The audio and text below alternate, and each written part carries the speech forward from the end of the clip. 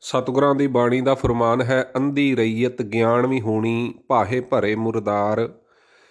ਇਹ ਸਵਾਲ ਅੱਜ ਬਹੁਤ ਵੱਡਾ ਹੋ ਗਿਆ ਹੈ ਕਿ ਲਾਲ ਕਿਲੇ ਦੇ ਉੱਪਰ ਇਹ ਨਿਸ਼ਾਨ ਕਿਉਂ, ਕੇਸਰੀ ਅਤੇ ਕਿਸਾਨੀ ਦਾ ਨਿਸ਼ਾਨ ਕਿਉਂ, ਇੱਥੇ ਸਿਰਫ ਤਿਰੰਗਾ ਹੋਣਾ ਚਾਹੀਦਾ ਹੈ।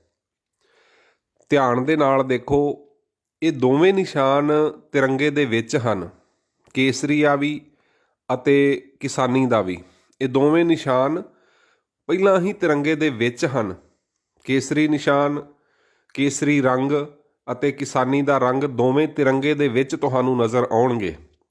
ਲੇਕਿਨ ਅੱਜ ਇਹਨਾਂ ਦੋਹਾਂ ਨਿਸ਼ਾਨਾਂ ਨੂੰ ਵੱਖਰੇ ਤੌਰ 'ਤੇ ਝੁਲਾਉਣ ਦੀ ਜ਼ਰੂਰਤ ਕਿਉਂ ਪਈ, ਇਸ ਗੱਲ ਦੇ ਉੱਤੇ ਵਿਚਾਰ ਹੋਣਾ ਚਾਹੀਦਾ ਹੈ। ਇਸ ਗੱਲ ਦੇ ਉੱਤੇ ਮੰਥਨ ਹੋਣਾ ਚਾਹੀਦਾ ਹੈ ਕਿ ਇਹ ਜੋ ਤਿਰੰਗਾ ਹੈ, ਇਹ ਖਾਲਸਾਈ ਸ਼ਾਨ ਦਾ ਵੀ ਪ੍ਰਤੀਕ ਸੀ ਅਤੇ ਇਹ ਭਾਰਤ ਦੀ ਕਿਸਾਨੀ ਦਾ ਵੀ ਪ੍ਰਤੀਕ ਸੀ।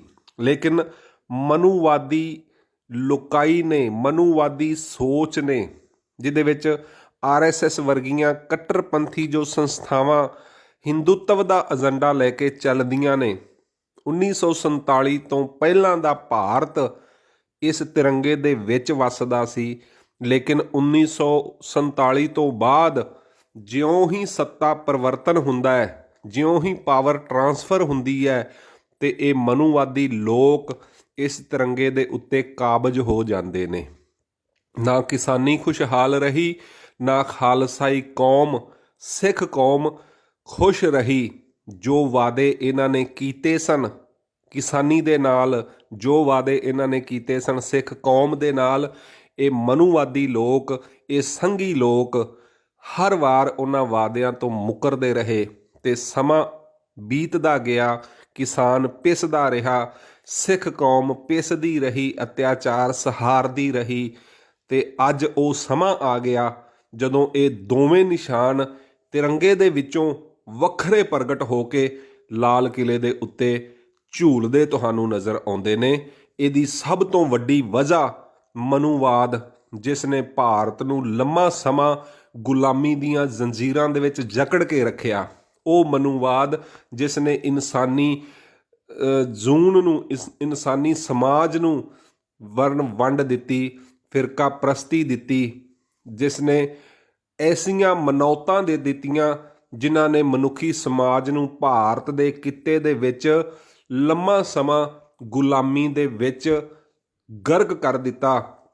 ਗੁਰੂ ਨਾਨਕ ਸਾਹਿਬ ਸੱਚੇ ਪਾਤਸ਼ਾਹ ਜੀ ਨੇ ਮਾਰਿਆ ਸਿੱਕਾ ਜਗਤ ਵਿੱਚ, ਨਾਨਕ ਨਿਰਮਲ ਪੰਥ ਚਲਾਇਆ, ਤੇ ਉਹ ਨਿਰੰਕਾਰੀ ਜੋਤ ਨੇ ਲੰਮਾ ਸਮਾਂ 250 ਸਾਲ ਦੇ ਕਰੀਬ ਸੰਘਰਸ਼ ਕਰਕੇ ਤੇ ਇਸ ਭਾਰਤ ਦੀ ਅਜ਼ਮਤ ਨੂੰ, ਇੱਜ਼ਤ ਨੂੰ, ਸ਼ਾਨ ਨੂੰ ਬਹਾਲ ਕੀਤਾ।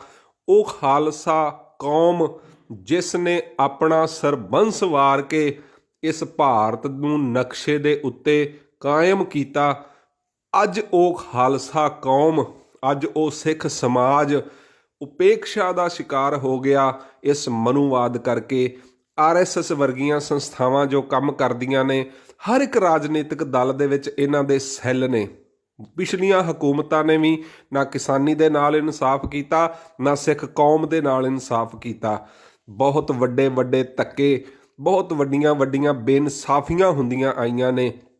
ਤੇ ਉਸੇ ਤਰ੍ਹਾਂ ਹੀ ਇਸ ਮਨੂਵਾਦੀ ਹਕੂਮਤ ਨੇ, ਇਸ BJP ਦੀ ਹਕੂਮਤ ਨੇ ਇੰਨਾ ਮਜਬੂਰ ਕਰ ਦਿੱਤਾ, ਇੱਕ ਵਾਰੀ ਫੇਰ ਇੰਨਾ ਲਾਚਾਰ ਕਰ ਦਿੱਤਾ, ਇੰਨਾ ਦੁਖੀ ਕਰ ਦਿੱਤਾ ਕਿ ਅੱਜ ਤੁਸੀਂ ਦੇਖੋ, ਇਹ ਦੋ ਨਿਸ਼ਾਨ ਜੋ ਲਾਲ ਕਿਲੇ ਦੇ ਉੱਪਰ ਤੁਹਾਨੂੰ ਵੱਖਰੇ ਝੂਲਦੇ ਹੋਏ ਨਜ਼ਰ ਆਉਂਦੇ ਨੇ, ਅਸਲ ਦੇ ਵਿੱਚ ਇਹ ਵੱਖਰੇ ਤਾਂ ਹੋਏ ਕਿਉਂਕਿ ਮਨੂਵਾਦ ਨੇ ਇਸ ਤਿਰੰਗੇ ਨੂੰ ਆਪਣੇ ਕਬਜ਼ੇ ਵਿੱਚ ਲੈ ਲਿਆ।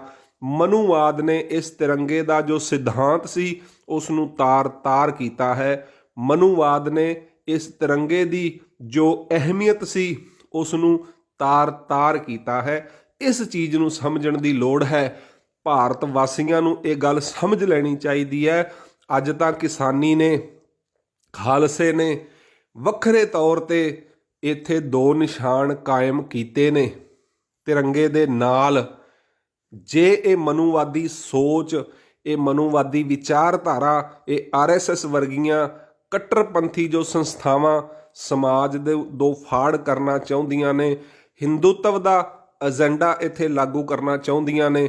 ਅਗਰ ਇਹਨਾਂ ਨੂੰ ਨਕੇਲ ਨਾ ਪਾਈ ਗਈ, ਅਗਰ ਇਹਨਾਂ ਨੂੰ ਸਮਾਜ ਦੇ ਵਿੱਚੋਂ ਦਰਕਿਨਾਰ ਨਾ ਕੀਤਾ ਗਿਆ, ਤੇ ਮੈਂ ਸਮਝਦਾ ਹਾਂ ਵੀ ਉਹ ਦਿਨ ਦੂਰ ਨਹੀਂ ਜਦੋਂ ਇੱਥੇ 2 ਨਹੀਂ 3 ਨਿਸ਼ਾਨ ਤੁਹਾਨੂੰ ਝੂਲਦੇ ਹੋਏ ਨਜ਼ਰ ਆਉਣਗੇ, ਜਾਂ ਉਹ 3 ਨਿਸ਼ਾਨ ਇਸ ਲਾਲ ਕਿਲੇ ਦੇ ਉੱਤੇ ਤੁਹਾਨੂੰ ਵੱਖੋ ਵੱਖਰੇ ਗੁੰਬਦਾਂ ਦੇ ਉੱਤੇ ਲੱਗੇ ਹੋਏ ਨਜ਼ਰ ਆਉਣਗੇ। ਇਹਦੀ ਵਜ੍ਹਾ ਸਿਰਫ ਅਤੇ ਸਿਰਫ ਮਨੂਵਾਦ ਹੈ।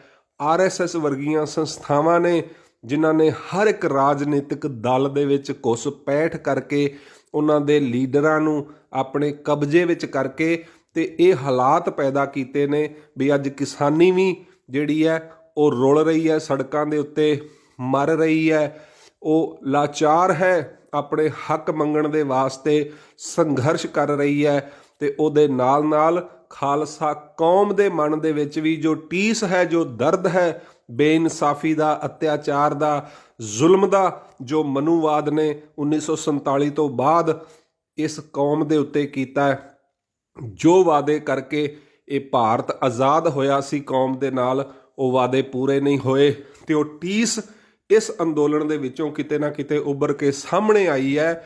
ਸੋ ਇਸ ਦੇਸ਼ ਦੇ ਬੁੱਧੀਜੀਵੀਆਂ ਨੂੰ ਤੇ ਖਾਸ ਕਰ ਜਿਹੜੇ ਸਿੱਖੀ ਦੇ ਸਿੱਖ ਕੌਮ ਦੀ ਅਗਵਾਈ ਕਰਨ ਦਾ ਨਾਮ ਲੈ ਕੇ ਚੱਲ ਰਹੇ ਨੇ, ਜਾਂ ਇਹ ਕਹਿੰਦੇ ਨੇ ਵੀ ਅਸੀਂ ਸਿੱਖ ਕੌਮ ਦੇ ਆਗੂ ਹਾਂ, ਉਹਨਾਂ ਨੂੰ ਇਹ ਗੱਲ ਬੜੀ ਦ੍ਰਿੜਤਾ ਦੇ ਨਾਲ ਰੱਖਣੀ ਚਾਹੀਦੀ ਹੈ, ਵਿਚਾਰਨੀ ਚਾਹੀਦੀ ਹੈ, ਸੋਚਣੀ ਚਾਹੀਦੀ ਹੈ ਵੀ ਆਪਣੀ ਕੌਮ ਦਾ ਸਿਰ ਨੀਵਾਂ ਨਾ ਹੋਣ ਦਿਓ, ਆਪਣੀ ਕੌਮ ਦਾ ਸਿਧਾਂਤ ਨੀਵਾਂ ਨਾ ਹੋਣ ਦਿਓ।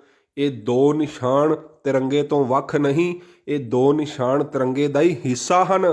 ਪਰ ਅੱਜ ਵਿਕਾਊ ਮੀਡੀਆ ਤੇ ਅੰਧ ਭਗਤ ਜੋ ਲੋਕ ਹਨ ਉਹ ਇਹਨਾਂ ਨੂੰ ਵੱਖਰਾ ਕਰਕੇ ਦੱਸ ਰਹੇ ਹਨ, ਇਹਨਾਂ ਨੂੰ ਵੱਖਰਾ ਕਰਕੇ ਦਰਸਾ ਰਹੇ ਹਨ ਤੇ ਸਮਾਜ ਦੇ ਵਿੱਚ ਇੱਕ ਫਿਰਕੂ ਲਹਿਰ ਪੈਦਾ ਕਰ ਰਹੇ ਹਨ, ਇੱਕ ਭੜਕਾਊ ਲਹਿਰ ਪੈਦਾ ਕਰ ਰਹੇ ਹਨ। ਇਹ ਗੱਲ ਕਹਿ ਰਹੇ ਹਨ ਵੀ ਇਹ ਆਤੰਕਵਾਦੀ, ਇਹ ਖਾਲਿਸਤਾਨ ਦਾ ਨਿਸ਼ਾਨ ਹੈ ਜਾਂ ਇਹ ਜੋ ਉਪਦਰਵੀ ਹਨ, ਪਰ ਇਹ ਜੋ 2 ਨਿਸ਼ਾਨ ਤਿਰੰਗੇ ਦੇ ਥੱਲੇ ਤੁਹਾਨੂੰ ਝੂਲਦੇ ਹੋਏ ਨਜ਼ਰ ਆ ਰਹੇ ਹਨ, ਅਸਲ ਦੇ ਵਿੱਚ ਇਹ ਤਿਰੰਗੇ ਦੇ ਵਿੱਚ ਸ਼ਾਮਲ ਹਨ, ਇਹ ਤਿਰੰਗੇ ਦੇ ਵਿੱਚ ਹੀ ਹਨ। ਇਹ ਤਿਰੰਗਾ ਜਿੱਦਣ ਬਣਿਆ ਸੀ ਉਦਣ ਇਹਨਾਂ 2 ਨਿਸ਼ਾਨਾਂ ਨੂੰ ਲੈ ਕੇ ਹੀ ਬਣਿਆ ਸੀ। ਅੱਜ ਇਹ 2 ਨਿਸ਼ਾਨ ਅਗਰ ਵੱਖਰੇ ਝੂਲ ਰਹੇ ਨੇ ਤੇ ਇਹਦਾ ਕਾਰਨ ਮਨੂਵਾਦ ਹੈ, RSS ਵਰਗੀਆਂ ਸੰਪਰਦਾਇਕ ਸੰਸਥਾਵਾਂ ਨੇ ਤੇ ਉਹ ਲੀਡਰ ਨੇ ਜਿਨ੍ਹਾਂ ਨੇ ਇੱਥੇ ਉਹ ਸੋਚ ਪੈਦਾ ਕਰਨ ਦਾ ਦੁਬਾਰਾ ਤੋਂ ਯਤਨ ਕੀਤਾ ਹੈ, ਜਿਸ ਵਿਚਾਰਧਾਰਾ ਨੇ, ਜਿਸ ਸੋਚ ਨੇ ਇਸ ਭਾਰਤ ਨੂੰ ਲੰਮਾ ਸਮਾਂ ਗੁਲਾਮ ਰੱਖਿਆ ਹੈ, ਕਮਜ਼ੋਰ ਕਰਕੇ ਰੱਖਿਆ ਹੈ, ਦਾਸ ਬਣਾ ਕੇ ਰੱਖਿਆ ਹੈ। ਇਸ ਵਾਸਤੇ ਇਸ ਵਿਚਾਰ ਨੂੰ ਆਪਣੇ ਜ਼ਿਹਨ ਦੇ ਵਿੱਚ ਵਸਾ ਲਵੋ ਕਿ ਇਹ 2 ਨਿਸ਼ਾਨ ਤਿਰੰਗੇ ਤੋਂ ਵੱਖ ਨਹੀਂ ਹਨ। ਤੇ ਜੇ ਇਹ 2 ਨਿਸ਼ਾਨ ਤਿਰੰਗੇ ਚੋਂ ਕੱਢ ਦਈਏ, ਇਹ 2 ਰੰਗ ਤਿਰੰਗੇ ਚੋਂ ਕੱਢ ਦਈਏ ਤੇ ਤਿਰੰਗਾ ਬਚਦਾ ਹੀ ਨਹੀਂ ਹੈ। ਤਿਰੰਗਾ ਕਾਇਮ ਹੀ ਇਹਨਾਂ 2 ਰੰਗਾਂ ਕਰਕੇ ਹੈ, ਇਹਨਾਂ 2 ਨਿਸ਼ਾਨਾਂ ਕਰਕੇ ਹੈ, ਇਹਨਾਂ 2 ਸਮੁਦਾਇਆਂ ਕਰਕੇ ਹੈ, ਇਹਨਾਂ 2 ਤਾਕਤਾਂ ਕਰਕੇ ਹੈ। ਇਹ ਗੱਲ ਸਮਝਣ ਵਾਲੀ ਹੈ, ਸਮਝ ਲਿਓ।